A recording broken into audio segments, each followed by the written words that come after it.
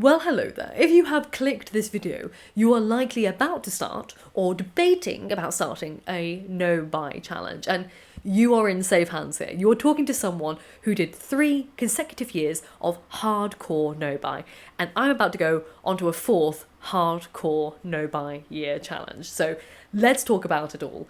If you're new here, or you've never seen my face, or you may have seen my face many years ago when I did a video about quitting shopping for a year, my name is Cinzia, and I thought I'd just do a little brief down of no buy as a challenge, as someone who has completed it 3 times and is excited to do it a 4th time, but life circumstances have changed, which has impacted how I'm doing a no buy going forward, so I want to talk about it, my shopping habits, why I'm doing it again, and what I'm going to be doing differently than I did the first 3 times I did it. I love talking about personal finance and money, and this channel is all about more productivity, self-help, personal life stuff, including personal finance. So hopefully you don't mind me having a little bit of a natter about the psychology of shopping, because I really love it. So let's talk about why I'm doing a 4th hardcore no-buy challenge. So after my 3 years of no-buy, I did a low-buy year challenge. I wanted to do a no-buy challenge, a 4th no-buy. Didn't end up happening because I had to get a load of books for my university course and research books. It ended up throwing my whole scheme out of whack, really. So I ended up doing low buy my 4th year, and then for the past year and a half, I would say, I haven't really stuck to a strong financial drive, and oh my gosh, I am paying the price for that. Having to sat down and look at my finances, getting ready for paying my taxes in January, I was gutted at how much I didn't have that I should potentially have had I not spent it on things like my weaknesses, which I'll get into. But I think you could probably tell what my weaknesses are from just looking at the background of my filming setup. So basically, after not sticking to any kind of financial goals after a year, I've seen that my financial habits have almost resorted back to the ways they were. Not as bad. I was really bad many years ago. I didn't care about where I got things. I would buy new clothing all the time. I was shopping completely mindlessly. I was really completely untethered before I did a no-buy challenge. Now, thankfully, the morals and principles of what I learned from a no-buy challenge have stuck with me. So whilst I've developed some bad habits, I'm not as bad as I was back in the day. My book collection has grown under the terrible addictive nature I have to read something new all the time, and obviously lifestyle has impacted my financial habits as well. So being in a relationship is far more expensive than being single, I've found. It's easier to control your finances when you don't really have anyone else around you. However, when you are in a relationship, you are obviously going to spend more time with that person, the nature of which normally leads to spending more money with that person, i.e. you spend things together, so you spend money doing things together, or you spend money on that person or their friends and family, and that adds up, and you have to obviously then consider someone else in the equation here, which was much easier to do on a no-buy challenge when you're just by yourself and you're single, and it's only you that pays the consequences of being kind of financially stringent. However, also my finances have been affected over the past couple of years because I am a student and that lifestyle is more dearer, to say the least. I pay my own university fees and I'm also unable to work as much to earn more money than I would were I not studying. So it's kind of a catch-22. Now, thankfully, when it comes to the ethics and feelings of guilt around shopping, I don't suffer too much. Whilst I feel guilty about having spent money that I shouldn't have done over the past year, in terms of spending a bit more frivolously, not counting the money and things like that, at least I don't have to deal with a guilt around shopping of the underlying ethics of my habits. Since starting my no-buy year many years ago, I remained pretty conscientious about where and how I shop and spend my money. So where I shop, I tend to shop entirely second-hand, or if I spend new, it's in a small business or through charities, because charities sell a lot of things as well, not just second-hand. Also, when it comes to buying things, I'm a vegan of nearly a decade now, and I also do not shop anything fast fashion. So 2018 was the last time I bought anything new. I don't buy new clothes, I don't buy new shoes, I don't buy new accessories. It's just not on the thing for me. I plan never to go back to that ever again. I don't see an excuse for that other than buying new underwear and some new tights, because you can't really get secondhand tights that easily. But where I came from, if you're completely new here, I kind of had like a minimalist in terms of where I spent my money lifestyle anyway before. So back then, I never owned any streaming services, and I still don't. I still don't have any streaming services like Netflix or Hulu, Disney Plus, things like that. I'm also someone who doesn't really drink alcohol at all, so I don't buy alcohol for my house, and I don't go out drinking aside from very special occasions. I'm also not someone who gets daily coffees or takeouts by myself. I don't order food in for myself and things like that. So things like that have never been an issue and still aren't an issue for me as an independent person. However, as you may be able to tell, this no-buy year is going to be different because I'm doing it with my partner. Now, my partner and I are going to be doing a whole video mainly talking about his expenses and then also our joint expenses. So he's going to do a no-buy year with me, but I'm going to show you the difference between how he can save money and how I can save money based on our different needs. And hopefully that will also help you understand how no-buy years look different for everyone, because circumstances can be incredibly different, as you will see from our couples video that's coming up soon. So if you're interested in that, please make sure you're subscribed to see that one when it launches. We're filming it in the next couple of days. But for this video, I'm going to focus exclusively on my no-buy rules as an individual, not including the rules that I will have with my partner, which will be obviously more extensive. So if it seems like I'm missing things out, it's probably because it'll be in that video. So let's do a review of my spending habits and where we are right now. So honestly, where my money currently goes is books and plants. The latter less so, but still notable. Now, granted, I don't feel too guilty in terms of all my books were purchased as ethically as I possibly could, in terms of a lot of them were secondhand, and I also only buy them from bookshops that are independent and not places like Amazon. So I help support a lot of independent local businesses in Edinburgh over the past year or so. But enough is enough. I love you, but I can't do it anymore. I have enough books to last a lifetime, and the National Library of Scotland has most of the books I need for research purposes. So really, I have no excuse for buying copies of academic texts, except for the fact I personally like to write in the margins of them. Isn't a good excuse, is it? No. My next biggest expense from books and plants, actually no, above plants, was gift buying. So I've had to accept that I am really bad for spending a lot of money on other people. And I mean a lot. I spend more on gifts and for other people than I spent on myself for an entire year. So whilst I'm not against spending money on gifts for people, I will have to be more conscientious going forward about how much I'm spending on other people, and just being a bit too happy-go-lucky in just like buying people dinner or buying people coffees or buying people gifts for no reason. I'm a little bit too bad for that. So that's also basically my spending habits in a nutshell, is books, plants, and spending it on other people kind of excessively. I shouldn't really be doing that. Why am I doing no-buy year for 2025? Primarily, I don't want to be as stressed every month for money. It's been my own fault.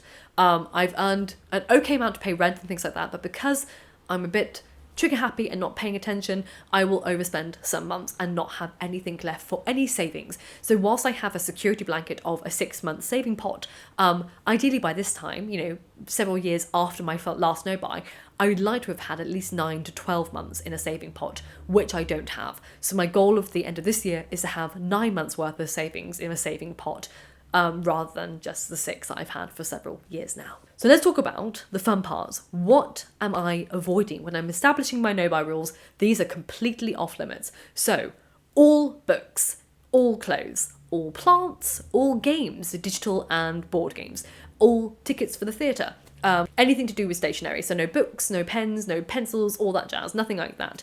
Also, no tickets for book events, so things that are hosted by book clubs, which I tend to do a lot as well.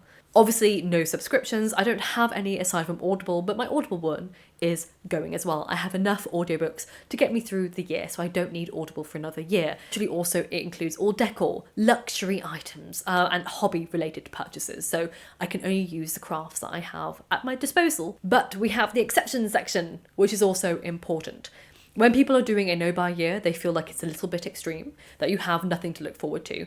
But I want to kind of emphasise that the exceptions area is where we're actually motivated towards fulfilling. So it's not about gaining something new, but it's about using what we have at our disposal, and that's where the exceptions comes in.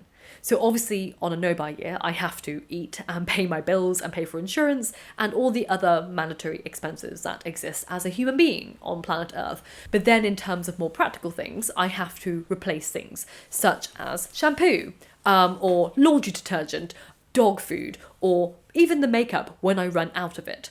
But the importance of a no-buy year is actually not to focus on all the things you're depriving yourself of, but seeing it as a challenge to use as much as you already have. So use all those pads of paper that you haven't used, use all those crayons, use all those pens, use all those lipsticks, use all those clothes, whatever it may be, use up as much as you possibly can. That is the goal of a no-buy year. And as a result, you will also save money. The principle is using what you have and appreciating what you have, not depriving yourself of other experiences. Similarly, an exception will obviously be gifts for people. I still want to acknowledge people's birthdays or, successes like completing a PhD and whatnot, but I'm going to do so on a much smaller budget rather than my kind of endless budget for people. A lot of people have asked me in the past how you stay motivated, because it feels like you have nothing to look forward to. You can't go on those holidays, or you can't go to the cinema anymore, or you can't go out for drinks or for dinners and things like that. So obviously I will talk more about the things I'm doing with my partner, because a lot of our reward systems are things that we do together if we have accomplished certain goals in our no-buy scheme. But a reward that I have for myself is that for Christmas I was given several book tokens. So I have some money to buy on books that I'm not using yet. That is my reward system. So if I get through 3 months, I can use one of the book tokens. If I get through 6 months, I can use the second. And if I get to 9 months, I can use the third. And I'm not spending any of my own money. I stick within the confines of the gift I was given from someone, but I'm not allowed to use those gifts yet until it is time that I reach, I did it. I didn't spend any money on XYZ. I managed to save enough money that, according to my percentages, I've reached, so they are my rewards, and that's my motivating factor. Those 3 book tokens that I was given for Christmas have gone a long way. Another thing which I'm looking forward to this year compared to the other years I've done it is having an accountability buddy. Obviously, planning accountability is an essential part of doing your no-buy year. My partner and I are doing this together, so we hold each other accountable. But telling other people also holds you accountable. So you can tell your friends and family this is your goal, and then they can also be part of it. So every time you get tempted by something, you can take a picture or send a link to the thing that you want to buy for it and show it to the person, like say your mother or your father, and you go, I was thinking about buying this, but I'm not. Hold me accountable. If you see me in this outfit, tell me off because I went against my word. Usually, saying it out loud to someone and pointing out the things that you want to get but you're not going to get. Not hinting that you want it for Christmas. You can say, I'm not hinting at you to buy me this. I want you to hold me accountable that I don't own this thing. And if you hear that I own this thing, I have messed up. For me, also, it helps because I have a YouTube channel, which is probably the only reason I really successfully completed years 2 and 3 of my no-buy year. Because public shaming cripples me every night by just existing online. So the public pressure to hold me accountable is enough to keep me on track, because the internet is terrifying and they will find out if you don't do it. So obviously there will be challenges, there will be hard times. I've done this before, I know what it is. The biggest challenge I will face, however, this year will be with my partner. But we will discuss those challenges in that video, because trust me, we have a lot to go about. But basically, we'll want to do other things for each other or with each other that we can't do, and that will be a huge temptation.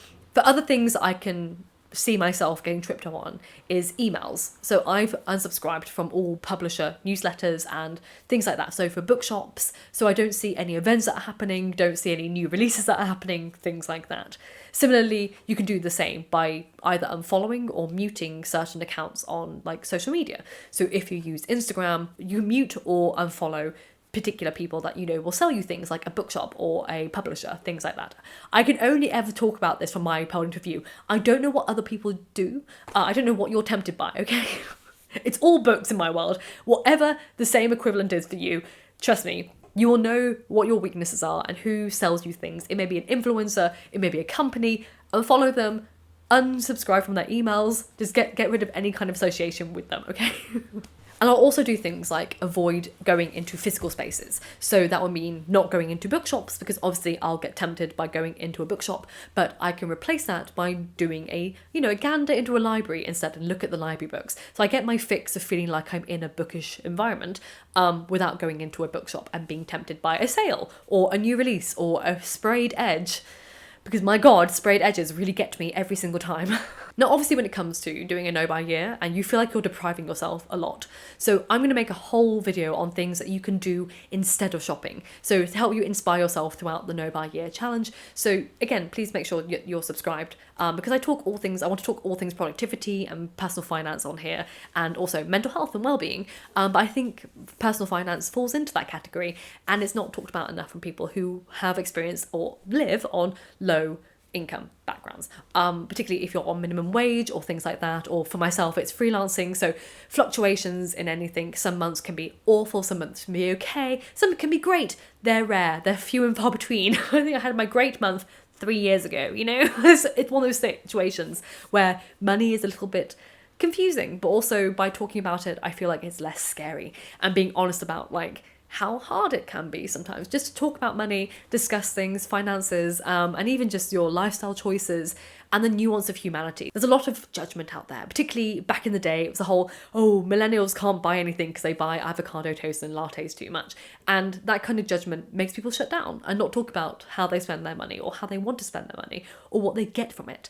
So I want to have more of those discussions, more casual, ideally with other people in the topic, in the frame as well with me. So it's not just me on the screen talking about money. Ideally other people will join me. So fingers crossed I actually find people to talk other than just my partner who's willing to come on camera with me to have this discussion. I think it's important. A no buy year as a couple is very different, and that also will vary depending on your couple status. So we'll explore all that in a later video. But if you have any requests for other videos in this theme or any other kind of neurodivergent productivity, self-help things, please let me know down below. I have a Google form where you can submit your requests. So if it gets lost in the comments section, I may not see it, but the Google form I will definitely see. So that's down below as well. Thank you so much for watching this video. If you've got this far, thank you for putting up with my voice, with my cold. I clearly have I can't breathe through my nose at all. So that's why I sound probably more nasally and more out of breath than usual. Because I'm just struggling. But I hope you have an amazing new year if you're watching this, an amazing 2025. I look forward to doing a no buy challenge with everyone because I'm actually excited for it again. I haven't really had this kind of like motivation to do this again, so I'm excited for that. So, and thank you as always to my Patreons. I don't know which side I'll put you on. Maybe this side. Here you are. Or that side. I'm going to say this side. Commit to it, Jinzia. Put them on this side. I'll see you soon for another video next week, probably with my partner, talking about couples no buy, and be happy and healthy, and books save lives. So keep reading.